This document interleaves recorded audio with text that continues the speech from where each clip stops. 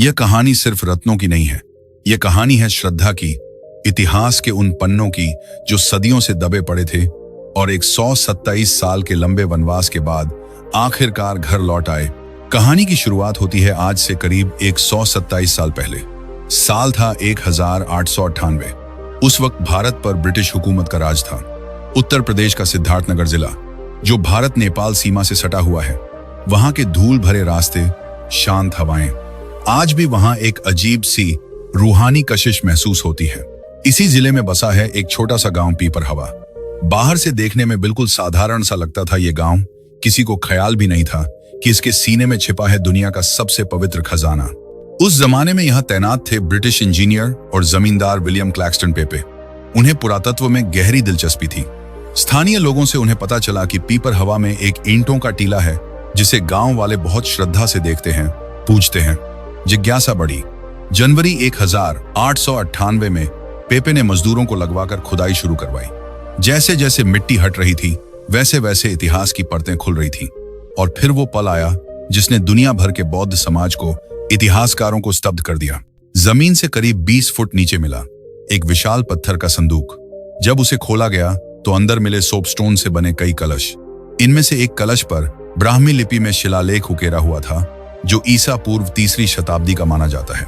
शिलालेख का मतलब कुछ यूं था, यह भगवान बुद्ध शाक्य मुनि के अवशेषों का स्तूप है, जिसे उनके शाक्य भाइयों, बहनों, बच्चों और पत्नियों ने स्थापित किया है। ये कोई मामूली खोज नहीं थी। ये थे स्वयं तथागत बुद्ध के शांति और करुणा के सागर के शारीरिक अवशेष, बोन रेलिक्स, अस्थियां।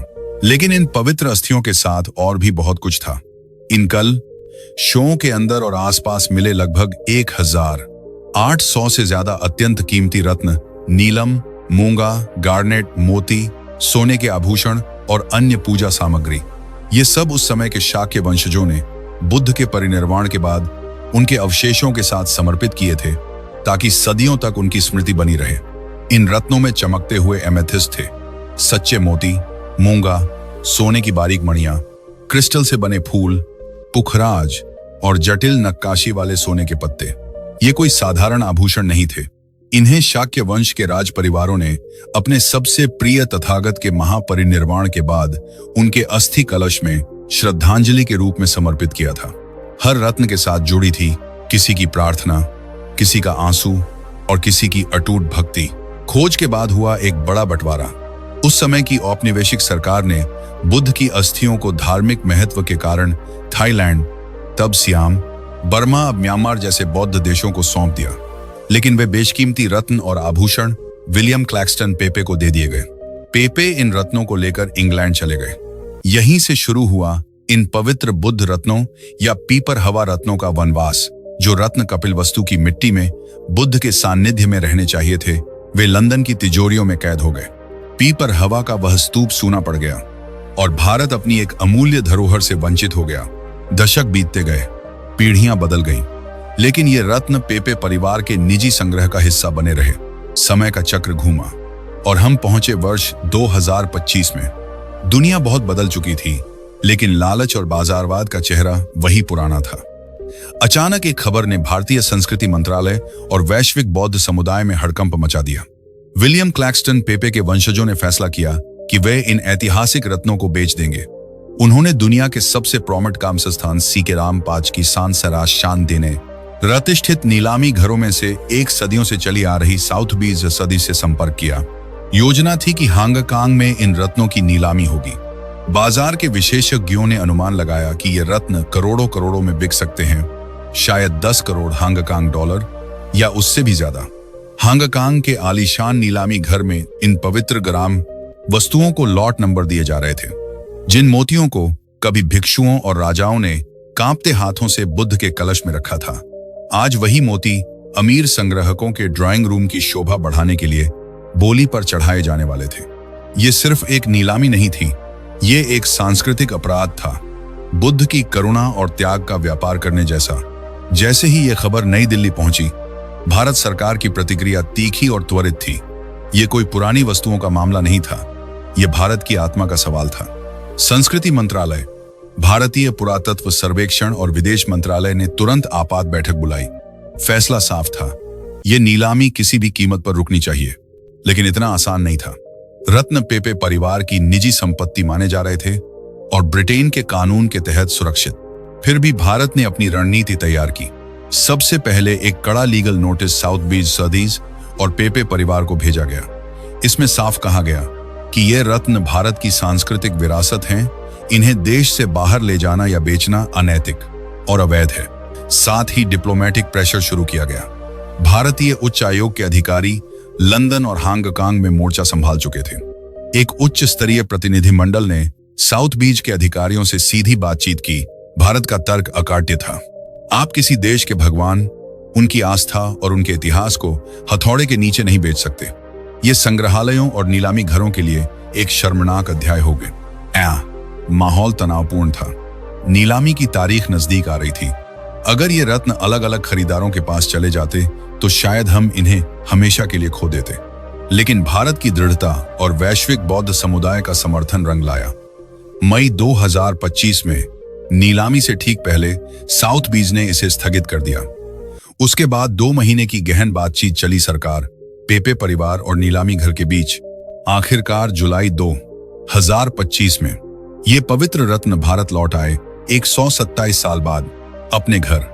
अब ये दिल्ली के राय पिथौरा सांस्कृतिक परिसर में सार्वजनिक प्रदर्शनी में रखे गए हैं, जहां हर कोई इन्हें देख सकता है, श्रद्धा से नमन कर सकता है।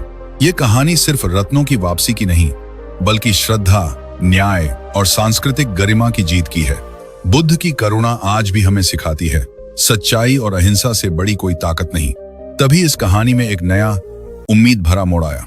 ये मोड़ था सरकारी दृढ़ता और निजी इच्छा शक्ति के मिलन का। भारत के प्रतिष्ठित औद्योगिक घराने गोदरेज इंडस्ट्रीज ग्रुप के फिरोज शाह, आदि गोदरेज और उनके परिवार ने इसमें हस्तक्षेप करने का फैसला किया। उन्होंने सरकार की मंशा को समझा और एक ऐतिहासिक कदम उठाया। क्या यह नीलामी रुकेगी? क्या 127 साल बाद बुद्ध के ये रत्न अपनी मातृभूमि लौट पाएंगे? ये सवाल हर किसी के मन में गूंज रहे थे। भारत सरकार के कड़े रुख और वैश्विक स्तर पर हो रही तीखी आलोचनाओं ने असर दिखाया। साउथबीज, सौथबीज और पेपे परिवार को झुकना पड़ा। उन्हें एहसास हो गया कि भारत इस मुद्दे पर पीछे नहीं हटेगा। अंततः नीलामी को स्थगित कर दिया गया। ये भारत की पहली बड़ी जीत थी, लेकिन जीत अभी अधूरी थी। रत्नों को वापस लाना बाकी था। यहां निर्णायक भूमिका निभाई फिरोज शाह गोदरेज ने। गोदरेज परिवार ने फैसला किया कि वे इन रत्नों को निजी संग्रह के लिए नहीं, बल्कि भारत को वापस मपने के लिए खरीदेंगे। एक समझौते के तहत गोदरेज ने पेपे परिवार से पूरा संग्रह खरीद लिया। यह सौदा पैसों का था, लेकिन इसका मूल्य अनमोल था। यह सरकारी और निजी भागीदारी, पब्लिक प्राइवेट पार्टनरशिप की एक मिसाल बनी, जिसे आने वाली सदियां याद रखेंगी। एक कॉरपोरेट घराने ने देश की सांस्कृतिक विरासत बचाने के लिए अपनी पूंजी का सदुपयोग किया। और फिर वो दिन आ गया, 30 जुलाई 2025। एक सदी से ज्यादा समय से जिसका इंतजार था। 30 जुलाई 2025 की सुबह नई दिल्ली में एक अलग ही आभा लेकर आई। आसमान साफ था, लेकिन हवाओं में एक पवित्र गूंज थी। नई दिल्ली में आयोजित समर्पण समारोह, हैंडओवर सेरेमनी का दृश्य अत्यंत भव्य और भावुक कर देने वाला था। संस्कृति मंत्री, गोदरेज परिवार के सदस्य, बौद्ध भिक्षु और हजारों श्रद्धालु मौजूद थे। रत्नों को सम्मान से सौंपा गया और प्रधानमंत्री ने इसे हर भारतीय के लिए गर्व का क्षण बताया। ये रत्न अब दिल्ली के राय पिथौरा सांस्कृतिक परिसर में सार्वजनिक प्रदर्शनी में है, जहां हर कोई इन्हें देख सकता है, श्रद्धा से नमन कर सकता है। मंच पर केंद्रीय संस्कृति मंत्री श्री गजेंद्र सिंह शेखावत मौजूद थे। उनके साथ देश विदेश के वरिष्ठ राजनेता, पुरातत्वविद और सबसे महत्वपूर्ण, केसरिया वस्त्रों में सजे बौद्ध भिक्षु उपस्थित थे। जैसे ही भिक्षुओं ने बुद्धं शरणम गच्छामि का मंत्रोच्चार शुरू किया, पूरा सभागार एक आध्यात्मिक ऊर्जा से भर गया। उस पल ऐसा लगा मानो 2500 साल पहले का कपिलवस्तु जीवंत हो उठा हो। हवा में शांति और करुणा की लहरें दौड़ रही थीं।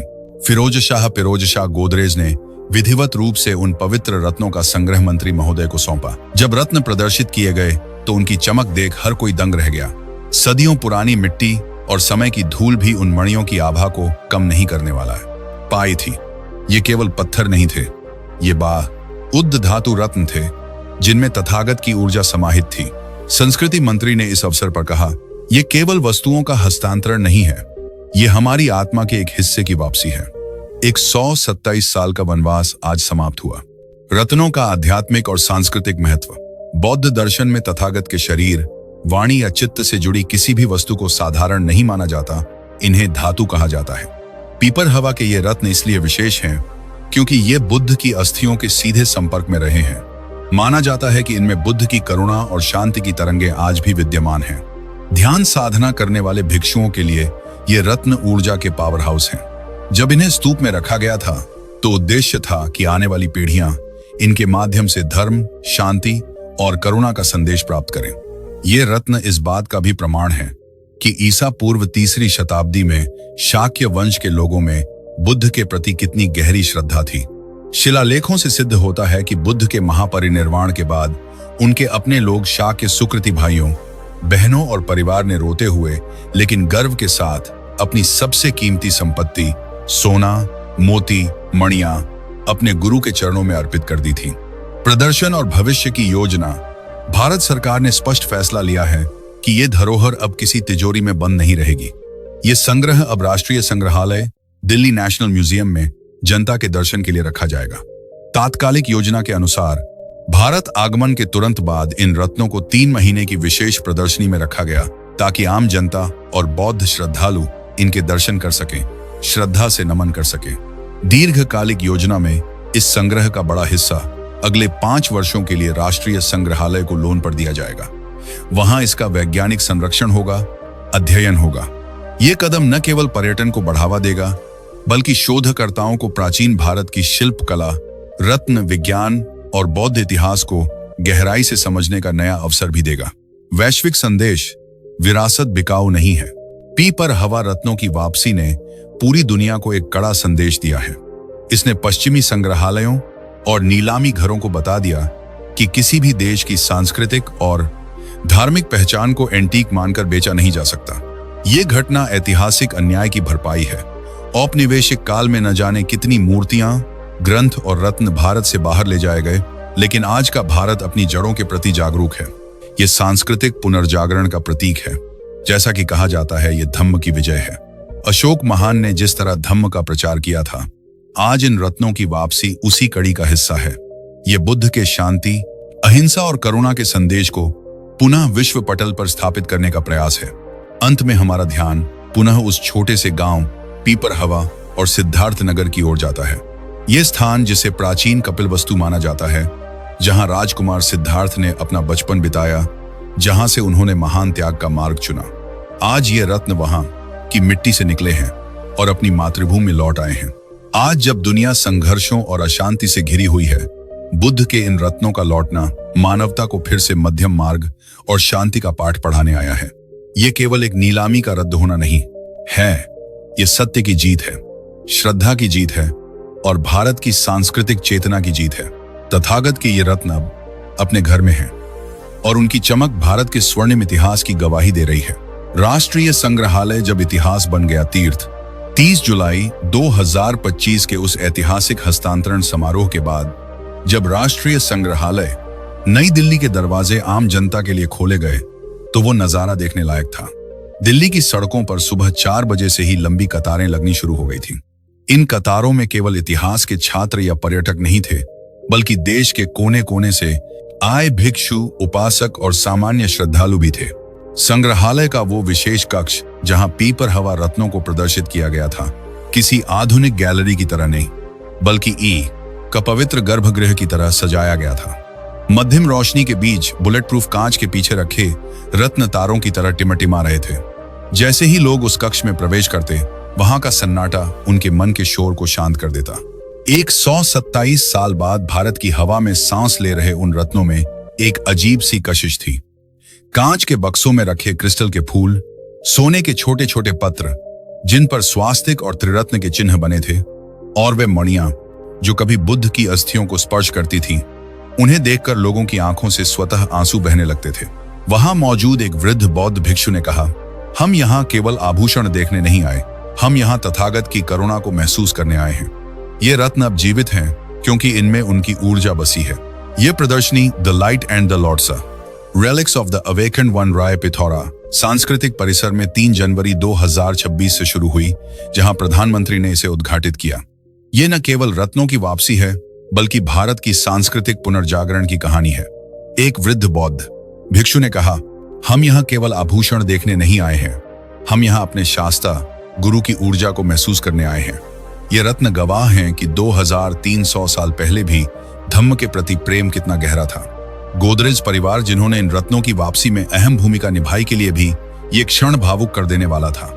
उन्होंने देखा कि कैसे उनका एक निर्णय करोड़ों लोगों की आस्था का केंद्र बन गया। ये कॉर्पोरेट सोशल रिस्पॉन्सिबिलिटी CSR से कहीं आगे की बात थी। ये सांस्कृतिक दायित्व कल्चरल रिस्पॉन्सिबिलिटी का निर्वाह था। कपिलवस्तु का पुनर्जीवन, सिद्धार्थनगर की नई पहचान।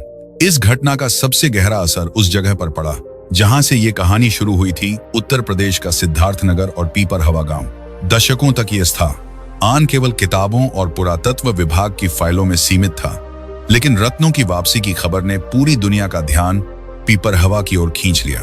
सरकार ने घोषणा की कि प्रदर्शनी के बाद इन रत्नों के एक हिस्से को सुरक्षित रूप से उनके मूल स्थान सिद्धार्थनगर के पास विकसित किए जा रहे भव्य संग्रहालय में ले जाया जाएगा। इस खबर ने स्थानीय निवासियों में उत्साह भर दिया। पीपरहवा, जिसे प्राचीन कपिलवस्तु माना जाता है, अब विश्व बौद्ध पर्यटन के मानचित्र पर चमकने लगा। जापान, दक्षिण कोरिया, वियतनाम और श्रीलंका की सरकारों ने भारत से संपर्क किया। वे पीपरहवा में अपने अपने देशों के अतिथि गृह और ध्यान केंद्र बनाना चाहते हैं। जो गांव कल तक धूल फांक रहा था, अब वहां अंतरराष्ट्रीय हवाई अड्डे के विस्तार और वर्ल्ड क्लास इंफ्रास्ट्रक्चर की बातें होने लगी हैं। इतिहासकारों का मानना है कि इन रत्नों की वापसी ने कपिलवस्तु विवाद को भी हमेशा के लिए शांत कर दिया। अब यह निर्विवाद रूप से स्थापित हो गया है कि यही वो स्थान है जहां शाक्य मुनि बुद्ध ने अपना बचपन बिताया, जहां से उन्होंने महाभिनिष्क्रमण किया और जहां उनकी धरोहर अब लौट आई है।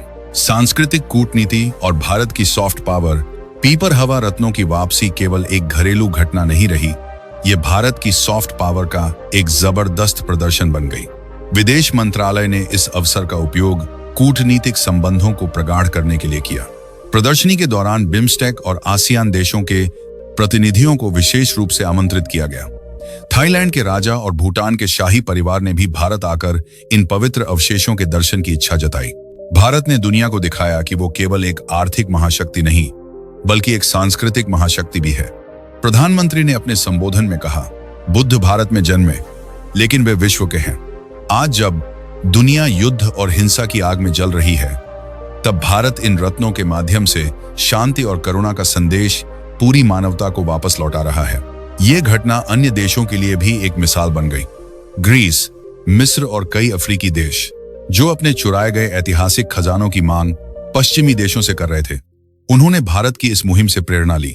भारत ने अनजाने में ही वैश्विक विरासत वापसी आंदोलन का नेतृत्व संभाल लिया था।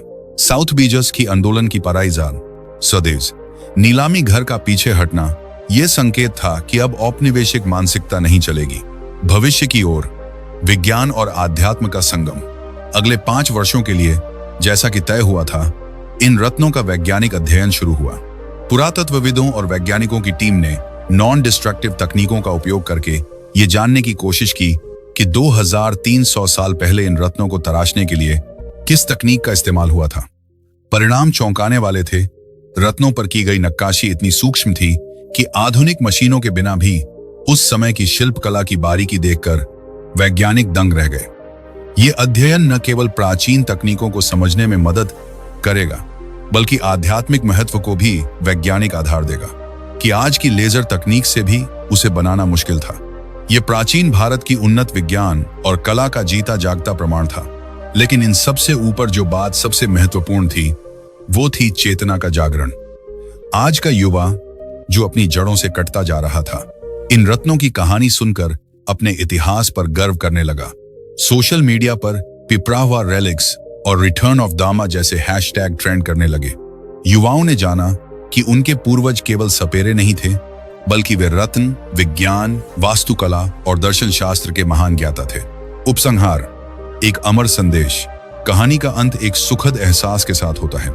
1898 में एक अंग्रेज द्वारा खोदे गए गड्ढे से शुरू हुई ये यात्रा 2025 में दिल्ली के संग्रहालय और पीपरहवा की पवित्र माटी पर आकर पूरी हुई। लेकिन क्या ये यात्रा सच में पूरी हो गई? शायद नहीं।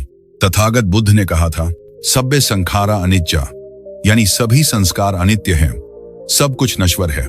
विलियम पेपे मर गया, उसके वंशज बदल गए, नीलामी घर आए और गए, सरकारें बदली, लेकिन बुद्ध के अस्थि कलश के साथ रखे हुए रत्न आज भी चमक रहे हैं। वे रत्न हमें यह नहीं बताते कि सोना और हीरा कीमती है, वे हमें यह बताते हैं कि श्रद्धा अमर है।